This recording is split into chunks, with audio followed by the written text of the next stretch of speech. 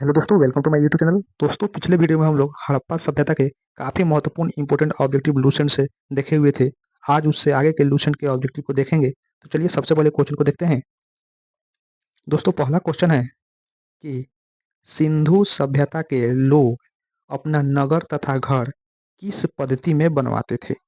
तो दोस्तों, इसका राइट आंसर हो जाएगा ऑप्शन नंबर बी, ग्रिड पद्धति में सिंधु सभ्यता के लोग अपना जो है घर और नगर को बनवाते थे, इसलिए राइट आंसर हो जाएगा ऑप्शन नंबर बी। दोस्तों, अगला क्वेश्चन को देखेंगे। तो दोस्तों, अगला क्वेश्चन है कि सिंधु सभ्यता के किस नगर के घरों का दरवाजे सड़क की ओर खुलते थे? तो दोस्तों, इसका भी राइट आंसर हो जाएगा ऑप्शन नंबर ए, लोथल। दोस्तों, लोथल सिंधु सभ्यता का एक ऐसा नगर था जिसके घरों के दरवाजे सड़क की ओर खुलते थे। बाकी ये जो भी शहर है जैसे कि हड़प्पा, मोहनजोदड़ो, चनहुदड़ो, इन सारे शहरों में घर के दरवाजे सड़क की ओर न खुल के बल्कि शहर के विपरीत दिशा में खुलते थे, सड़क के विपरीत दिशा में खुलते थे। तो सिर्फ लोथल ही एक ऐसा जगह है जहाँ पर घरों के दरवाजे सड़क की ओर खुलते थे। चलिए अगला क्वेश्चन देखेंगे। दोस्तों, अगला क्वेश्चन है कि सिंधु सभ्यता में मुख्य फसल थी। सिंधु सभ्यता की मुख्य फसल कौन थी? तो दोस्तों, इसका राइट आंसर रहेगा सिंधु सभ्यता की मुख्य फसल गेहूं तथा जौ दोनों था, इसलिए इसका राइट आंसर रहेगा ऑप्शन नंबर सी हो जाएगा राइट आंसर। गेहूं और जौ दोनों होगा। अब क्वेश्चन नंबर 4 को देखेंगे हम लोग। तो दोस्तों, क्वेश्चन नंबर 4 है कि सिंधु सभ्यता के लोग मिठास के लिए कौन चीज का प्रयोग करते थे? तो दोस्तों, इसका राइट आंसर होगा ऑप्शन नंबर डी, शहद। सिंधु घाटी सभ्यता के लोग जो है मिठास के लिए शहद का प्रयोग करते थे, इसलिए ऑप्शन नंबर डी जो है राइट आंसर हो जाएगा। अब क्वेश्चन नंबर 5 को देखेंगे। तो दोस्तों, क्वेश्चन नंबर 5 है कि भारत में चावल के प्रथम साक्ष्य कहाँ से प्राप्त हुआ है? तो दोस्तों, इसका राइट आंसर रहेगा भारत में चावल के प्रथम साक्ष्य जो है लोथल से प्राप्त हुआ है, इसलिए right answer option number B हो जाएगा। ऐसे तो अगर सिंधु सभ्यता के पूरे शहरों में लेकर देखा जाए तो सिंधु सभ्यता में सबसे पहले चावल का साक्ष्य कोल्डियावा में मिला है, लेकिन भारत में कौन ऐसा सिटी है, शहर था जिस जो मिला है, तो वो लोथल था, इसलिए ऑप्शन नंबर बी हो जाएगा सही। क्वेश्चन नंबर 6 को देखेंगे। क्वेश्चन नंबर 6 है कि सिंधो कालीन घोड़े के अस्थि पंजर कहाँ से मिला है? घोड़े के अस्थि पंजर का मतलब हुआ है घोड़े के जो पैर का खूर होता है, खूर, उसका निशानी, तो वही कह रहा है अस्थि पंजर के कहाँ से मिला है? तो दोस्तों, इसका राइट आंसर होगा ऑप्शन नंबर डी, सभी। सुरकुरदा से भी मिला है, कालीबंगन से भी मिला है और लोथल से भी मिला है, इसलिए राइट आंसर हो जाएगा सभी। चलिए अगला क्वेश्चन को देखेंगे। अगला क्वेश्चन है कि सिंधु काल में माप तौल की इकाई थी। सिंधु काल में माप तौल की इकाई थी। तो दोस्तों, इसका राइट आंसर होगा ऑप्शन नंबर ए, 16 के अनुपात में, इसलिए right answer option number A हो जाएगा। चलिए अगला क्वेश्चन को देखेंगे। अगला क्वेश्चन है कि सिंधु सभ्यता के लोग यातायात के लिए उपयोग करते थे। तो दोस्तों, इसका राइट आंसर होगा ऑप्शन नंबर सी, दोनों। सिंधु सभ्यता के लोग यातायात के लिए बैलगाड़ी और भैंसा गाड़ी दोनों का यूज करते थे। और दोस्तों, ये जो गाड़ी होते थे 2 पहिया और 4 पहिया दोनों होते थे। चलिए अगला क्वेश्चन को देखेंगे। अगला क्वेश्चन है कि मेसोपोटामिया के अभिलेख में मेलुहा शब्द काफी इंपॉर्टेंट है। मेलुहा शब्द का अर्थ क्या है? तो दोस्तों, इसका राइट आंसर होगा ऑप्शन नंबर ए, सिंधु सभ्यता। मेसोपोटामिया के अभिलेखों में मेलुहा का मतलब होता है सिंधु सभ्यता, इसलिए right answer option number A हो जाएगा। चलिए अगला क्वेश्चन को देखेंगे। अगला क्वेश्चन है कि किसने हड़प्पा और मोहनजोदड़ो को एक विस्तृत साम्राज्य का जुड़वा राजधानी कहा है? तो दोस्तों, इसका राइट आंसर होगा ऑप्शन नंबर बी, पिगट ने कहा था। पिगट ने बोला है कि हड़प्पा और मोहनजोदड़ो एक विस्तृत साम्राज्य का जुड़वा राजधानी है, इसलिए right answer option number B हो जाएगा। चलिए अगला क्वेश्चन देखेंगे।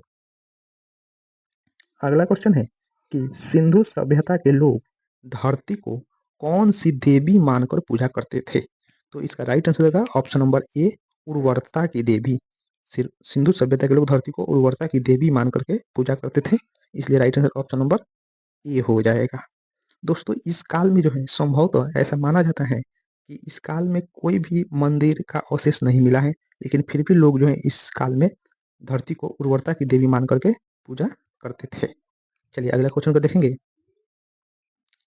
अगला क्वेश्चन है कि स्वास्तिक चिन्ह का संबंध है। दोस्तों, आप लोग देखिए, स्वास्तिक चिन्ह ऐसे होता है, ऐसे होता है, इस स्वास्तिक का चिन्ह बोलते हैं।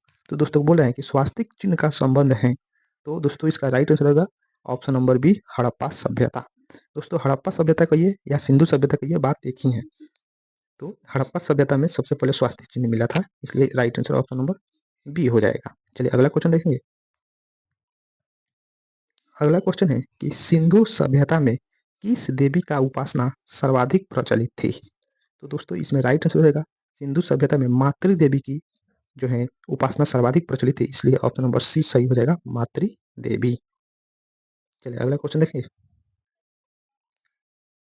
अगला क्वेश्चन है कि सिंधु समाज के किस प्रकार का समाज था?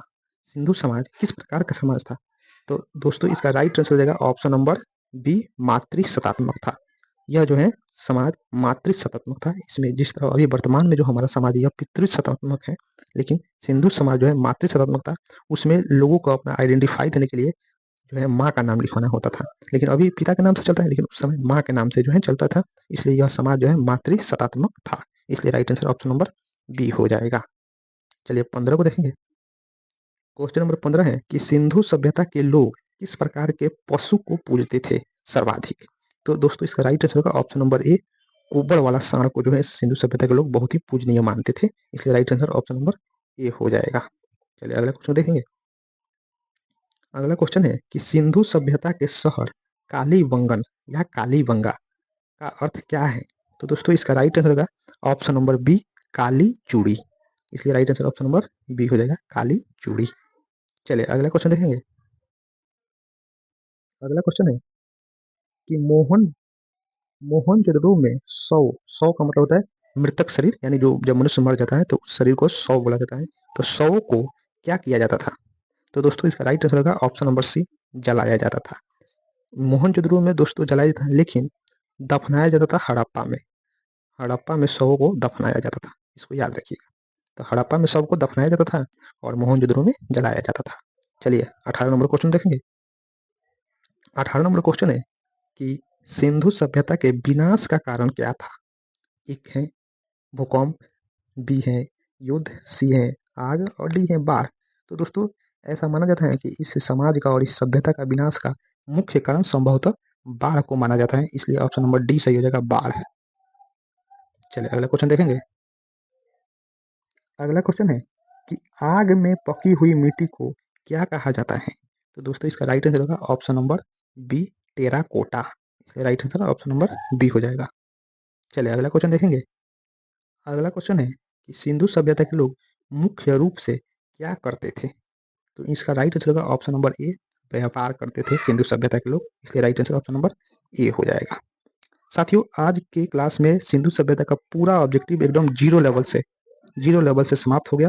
अब अगले वीडियो में हम लोग एक नए टॉपिक जिसका नाम है वैदिक सभ्यता, उसके सभी ऑब्जेक्टिवों को जीरो लेवल से समाप्त करेंगे। तब तक के लिए थैंक यू और